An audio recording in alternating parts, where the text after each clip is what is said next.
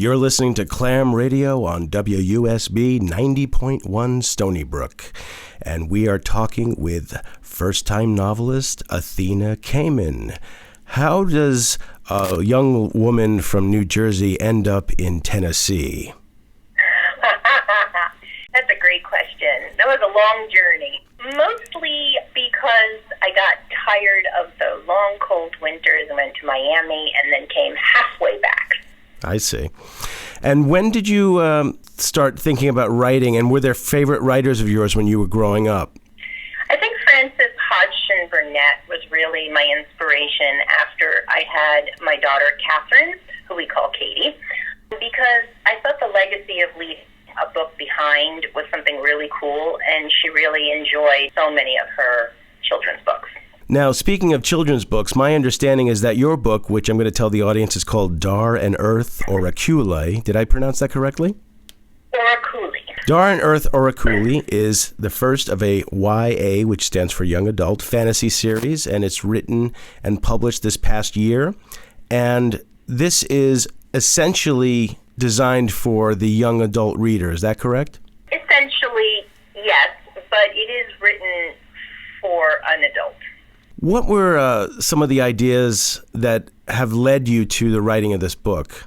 Basically, I would say the theme that this book conveys is the importance of mentorship. And some of the iterations that I've written along the way before this all have to do with the theme of a mentor. And oraculi means mentor in Latin. I see. Now, was this the first thing you've written? Was there a story behind the story, as they say? There is definitely a story behind the story. Well, lay it on us. The first children's book I wrote was called Angel Ann. It was a picture book for young children about an angel sent to help a little girl overcome her fears. But Angel Ann was rejected by over 60 publishers, despite it having an agent, despite it having accompanying artwork from a Caldecott award-winning artist, besides an endorsement from Princess Fergie in the United Kingdom. Remember Princess Fergie? Oh, she never lets me forget. So, all right, so you had this thing written, and at that point, you were being told that it just wasn't something people wanted to publish. Is that correct? Well, it actually fell between two different things. Most publishers said it was too religious. Christian publishers said it wasn't religious enough. But they all said that angels were passé. Really? But I would disagree because I wrote this before 1994, and in 1994, the series Touched by an Angel aired on television and went on for 9 seasons. And then after that came the successful feature film Michael, starring John Travolta, in 1996. I remember that one. That was the one where they went to see the huge rubber band ball or something in the middle of the farm. Yep. Very good. So basically, Travolta's agent could conceivably have presented this story to him and said this would be a really wonderful story, and say, "Oh my God, I love it. I love this story so much. It's fantastic." Basically, I actually thought that. Well, so 9 seasons of Touched by an Angel. I guess those were seasons in hell for you. Oh, yes, they were. They absolutely were. And I kept telling my husband, I thought angels were passé. So, okay, what happens next? So after Angel Ann was rejected, I tried to reformat the concept of a mentor with a different being. This time I wrote a more humorous picture book entitled The Bathberry. I went from angels to fairies. Mind you, these stories were always written for my daughter Katie, and that holds true to this day. She is my #1 beta reader. What's a beta reader? Is that like a term? Is that a computer thing?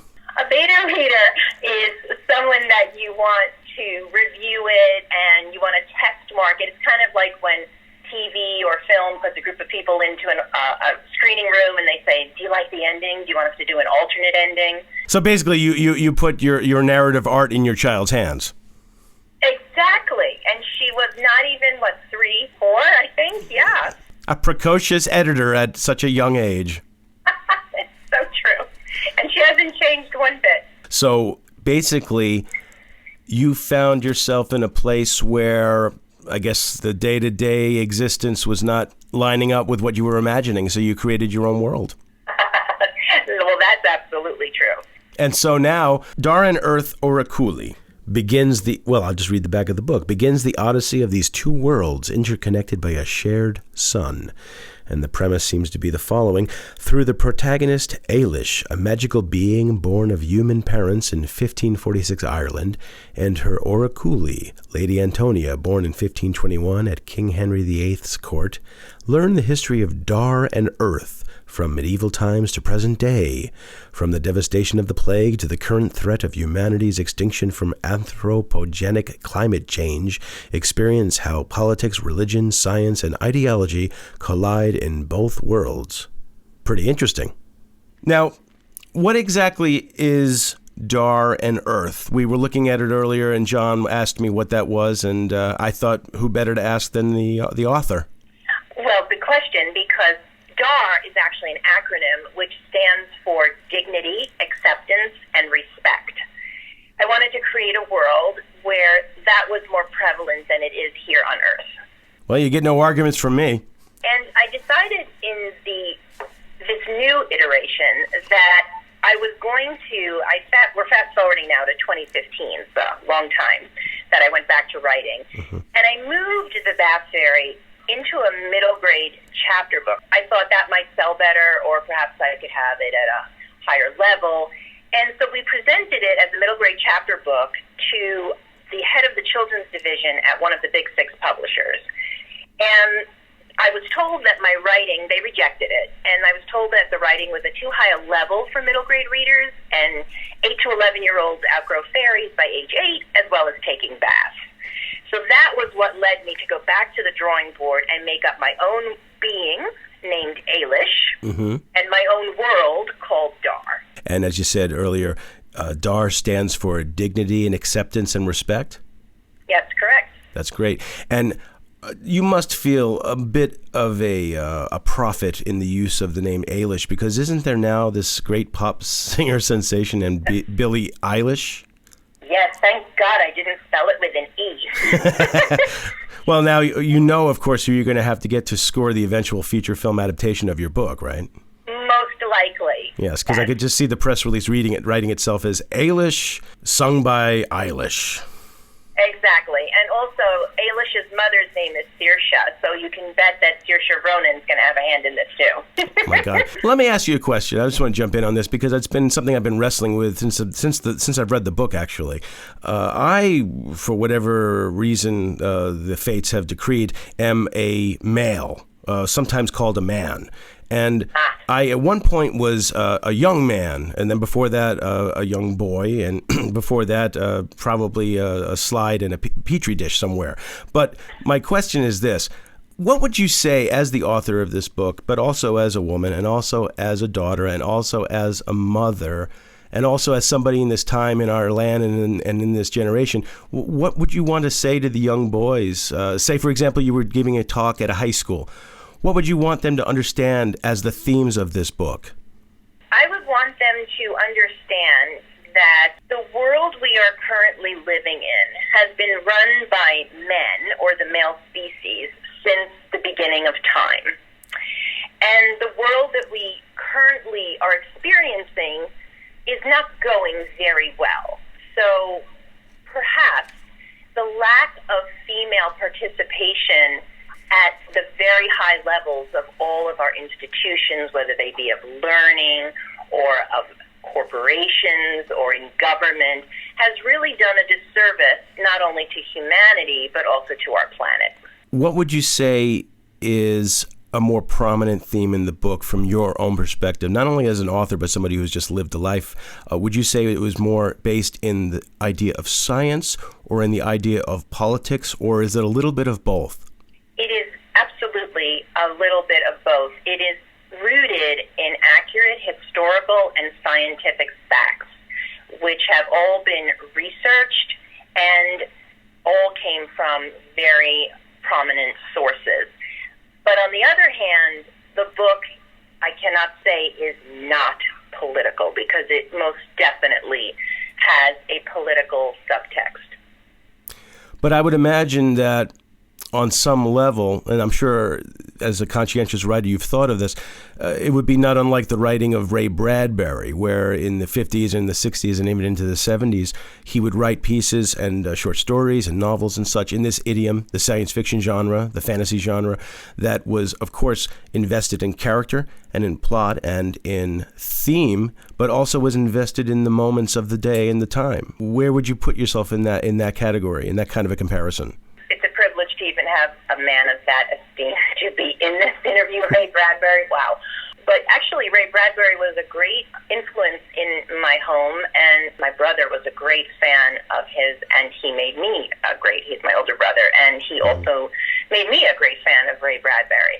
And I would say that when you look at the conflation of history, science, and politics, they are all so intertwined that it was such a thrill to begin writing this series, which was supposed to start off being one thing, and then, as so often happens to writers, if you're truly blessed, the book begins to go in directions you had not anticipated when you started writing it. One thing I wanted to mention is just it caught my eye right away. Now, of course, I'm a kid of the 70s, so I looked at the cover design, and the first thing I thought of, I'll be honest, was the color scheme reminded me of the Black Sabbath album Master of Reality. The other thing that caught my eye, I'm looking at it right now as I'm speaking to you, is the two rats on the front. Now, is that some kind of a reference to plague? Oh, yes. Yes, absolutely. Are you at liberty to say a little bit about how it plays into the plot, or is that going to be ruining it for the reader? Absolutely. For example, when I talk about the research that went into this book, it basically started with my beta reader, Katie, who is now a grown person. And I gave her this chapter, I was reading to her this chapter about Ailish's house in Ireland, and she said, oh, no.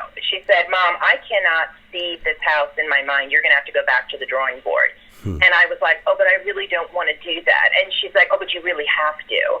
And so that was when my research began, and then I started really researching. And the more I researched, the more things came up of history that were so interesting and so amazing to incorporate inside this book. And the plague never gets old. And to this day, the plague had a resurgence about what caused the plague a year ago, and then it was the rats, and now it's the gerbils, and then it's climate change. It just never gets old. So for this fantasy writer, I was given a gift by actual history, which is that there has never been one single explanation for why the plague stopped. So I read that, and I ran with it.